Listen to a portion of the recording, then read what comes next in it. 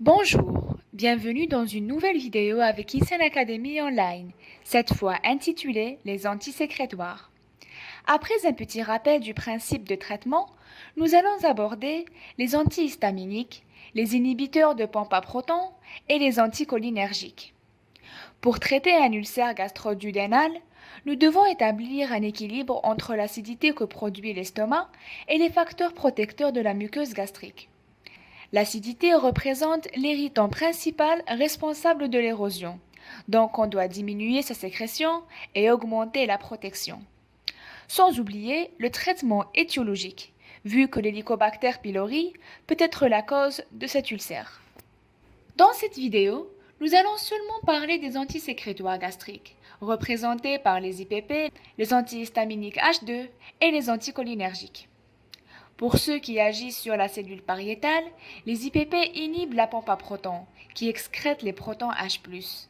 Les antihistaminiques 2 agissent sur les récepteurs H2, recevant de l'histamine libérée par la cellule entérochromaffine-like, et qui aura pour effet d'augmenter la sécrétion d'HCl. Et enfin, on a les anticholinergiques, qui agissent sur plusieurs cellules qu'on va aborder par la suite, notant principalement la cellule G qui sécrète la gastrine. Commençons par les antihistaminiques. Ce sont des substances qu'on retrouve à la pharmacie sous le DCI, la dénomination commune internationale, de cimétédine ou ranitidine, dont le nom commercial est Azantac. Il faut noter que seule la ranitidine est utilisable chez l'enfant. En ce qui concerne leurs propriétés pharmacodynamiques, les antihistaminiques H2 sont, comme on vient de le dire, des antagonistes sélectifs des récepteurs H2. Ils sont compétitifs avec l'histamine et réversibles. Ces substances réduisent la sécrétion acide gastrique basale, c'est-à-dire lorsqu'il n'y a pas un repas ou un facteur stimulant la sécrétion, et aussi elles réduisent la sécrétion quand elle est stimulée. Ce point est important à souligner. En effet, du fait de cette réduction d'acide basal, le pH de l'estomac sera augmenté en dehors du repas. Et donc, en cas de prise de repas, une limitation du pic de sécrétion d'HCl s'effectuera. Il faut noter également que cela dépend de la dose, car en augmentant la dose, l'acidité diminue jusqu'à la saturation des récepteurs.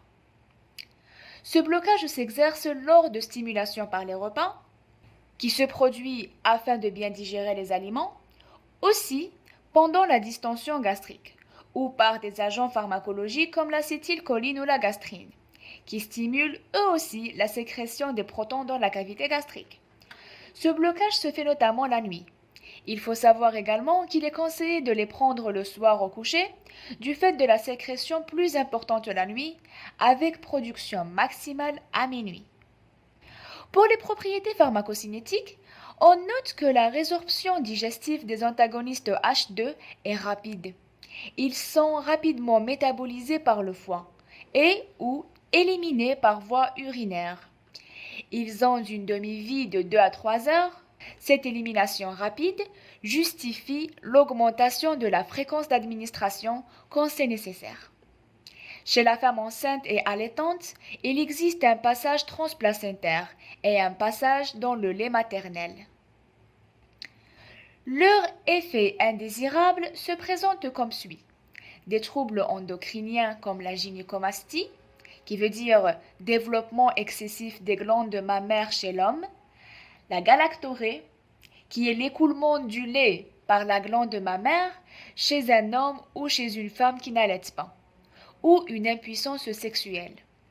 Ces effets sont plutôt notés lors de l'utilisation de la cimétédine. On peut également avoir une bradycardie à cause du blocage des récepteurs H2 myocardiques et aussi des effets neuropsychiques tels que la confusion mentale.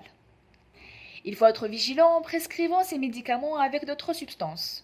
En effet, la cimétédine est un inducteur enzymatique, c'est-à-dire qu'elle a un effet stimulant de l'activité des enzymes hépatiques qui interviennent dans le métabolisme, précisément la dégradation d'autres médicaments, notamment la cytochrome P450. Aussi, certains des antihistaminiques H2 diminuent l'absorption de la vitamine B12, donc il faut faire attention en cas de carence de vitamine B12. Maintenant, on s'attaque aux inhibiteurs de la pompe à protons, qui se vendent à la pharmacie sous le DCI d'oméprazole, et d'autres molécules, généralement ayant le suffixe prazole. Ils sont indiqués pour traiter un ulcère gastro-duodénal ou éradiquer l'Helicobacter pylori, ainsi que pour soulager un RGO. Les IPP agissent au niveau de la phase terminale de la sécrétion de l'acide chlorhydrique, en inhibant de façon spécifique la pompe à protons H+, K+, ATPase des cellules pariétales. Eux aussi, comme les antihistaminiques, provoquent une inhibition durable de la sécrétion acide gastrique basal et stimulée. Leur action est indépendante de la nature du stimulus. Pour ce qui est des propriétés pharmacocinétiques, les IPP sont rapidement métabolisés par le foie, avec une demi-vie de 2 heures. Ils sont aussi rapidement épurés, sauf au niveau du canalicule acide des cellules pariétales, où ils exercent leur action. L'excrétion des métabolites inactifs est rénale et biliaire. La demi-vie de l'enzyme ATPase à laquelle se lient les IPP est de l'ordre de 36 heures. Et vu que leur liaison est irréversible, la durée d'action des IPP dépassera les 24 heures. C'est pour cela qu'on prescrit de 1 comprimé par jour jusqu'à 2 comprimés, répartis en 2 prises, matin à jeun et le soir avant le dîner ou avant le coucher. Dans ce schéma, la molécule d'IPP est recouverte d'une substance gastro-résistante, c'est-à-dire résistante à l'acidité, descend vers la cavité gastrique sans être dégradée ni modifiée par l'acide. Ensuite, elle est acheminée vers les intestins, où elle est absorbée dans le sang, pour aller, suivant la circulation sanguine, vers l'estomac, où elle exercera son activité bloquante des pompes H+, ATPase. Cela nous montre que l'activité des IPP se fait bien après son absorption sanguine et non pas directement sur la paroi gastrique, ce qui explique l'efficacité de la voie injectable. Bien que les IPP sont bien tolérés, ils présentent quelques effets secondaires, tels que les troubles digestifs, des vertiges ou un rash cutané. Il faut être prudent en prescrivant le méprazole avec d'autres médicaments, vu que son interaction avec la cytochrome P450 est plus sélective que celle de la cimétédine. Ce médicament peut interagir avec du clopidogrel, donc leur association est déconseillée. L'utilisation des IPP est possible pendant la grossesse, vu qu'aucun effet néfaste a été noté. Cependant, la femme allaitante doit consulter son médecin avant de les prendre, puisqu'ils passent dans le lait maternel. On finit avec les anticholinergiques. Ces molécules sont représentées par l'atropine et le pyranzépine, qui est plus sélectif. Ces derniers baissent la sécrétion d'acide basal et inhibent la sécrétion de la pepsine. Leur mécanisme d'action se résume dans leur inhibition compétitive et réversible des récepteurs muscariniques, au niveau des cellules pariétales, au niveau des cellules entérochromaffine-like et au niveau des cellules G. Ici, on a un schéma expliquant l'effet de l'acétylcholine afin d'en déduire l'action de ces antagonistes.